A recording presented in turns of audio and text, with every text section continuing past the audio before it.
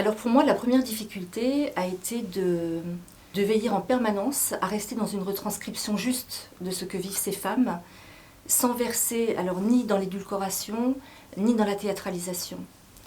Mais pour rester dans une justesse de ton, il fallait être capable aussi de ressentir et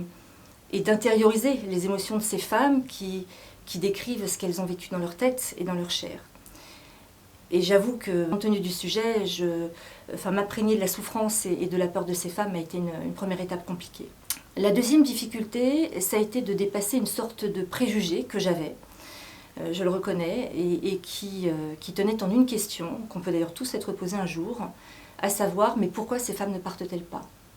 Je ne parvenais pas à comprendre ce qui pouvait faire qu'on subisse de telles violences sans chercher à fuir. Et pour ça, il m'a vraiment fallu penser le sujet de manière à en appréhender toute la complexité et comprendre le mécanisme d'emprise qui va progressivement se tisser et conditionner ces femmes.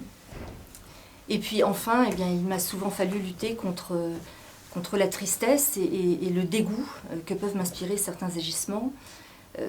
tout en essayant toutefois de comprendre, sans jamais les excuser, ceux qui en sont les auteurs, de manière